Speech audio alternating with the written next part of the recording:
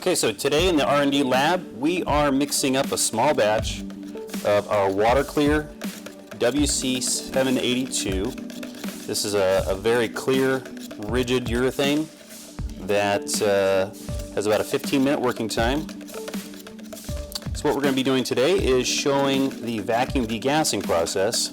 Now, with all of the BJB materials that we have, the water clears are the least forgiving of visually seeing air bubbles trapped after mixing.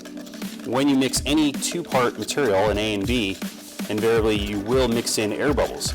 If you don't vacuum degas the material and remove those air bubbles, you will end up with a carbonated soda look as opposed to a nice clear cast system.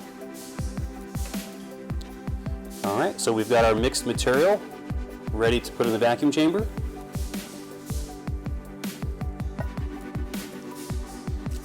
And I'll start the vacuum. So what you'll see at first is a large amount of air starting to create more or less a foam. And this is basically the expansion of all those tiny, tiny air bubbles into large air bubbles. And then a majority of those bigger bubbles pop immediately, and then you'll start seeing more and more small, tiny bubbles. We're going to end up pulling vacuum for roughly about a minute, maybe a minute and a half at the most. You'll see the bubbles start to dissipate, so there'll be fewer and fewer bubbles. But interestingly enough, you won't actually see the material just go completely flat. You'll see small amounts of bubbles here and there, and that is basically microscopic air pulling mostly from like the porosity of the cup itself, or maybe a little bit of moisture and other maybe small microscopic air that we can't really detect. So we'll continue to pull air bubbles from just almost out of nothing.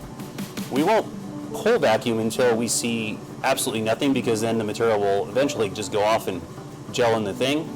So we'll stop pulling vacuum when we realize that the amount of air bubbles has stopped decreasing, and that's looking pretty good right there. There's a few bubbles still popping, but there's really nothing we can do about that because it's literally pulling it from the plastic cup.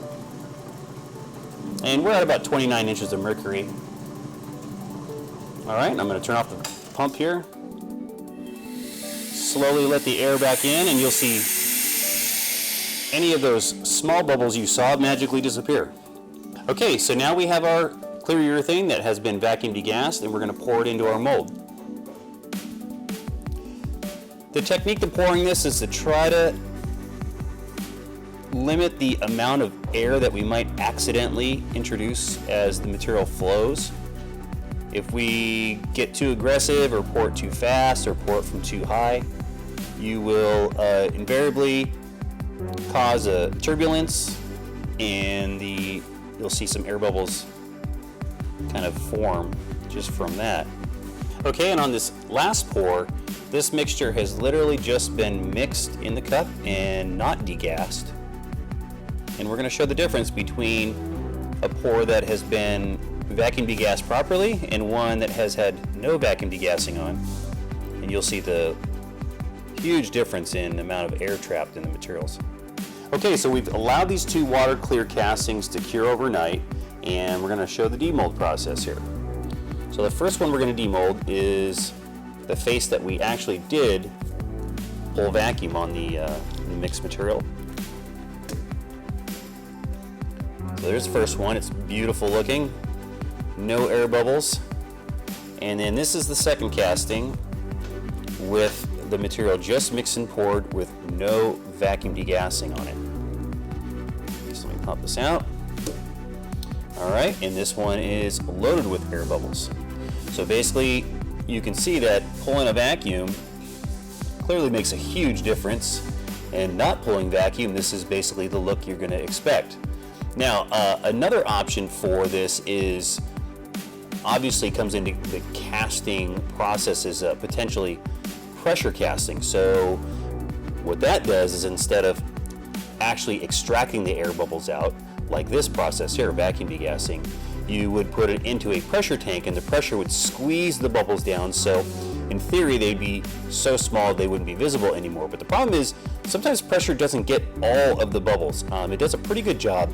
So a lot of people will do a combination of vacuum plus pressure to make sure there are just no bubbles whatsoever. But as you can see right here, just the vacuum degassing itself, basically, unless we accidentally put any air bubbles into it during the casting process, this thing literally has no air bubbles. It looks beautiful. And then this one over here, some people in the art industry, in the art world, they like the organic nature of the bubbles. It makes it look a little bit more interesting in some cases. So there you go. That is showing vacuum degassing versus no vacuum degassing.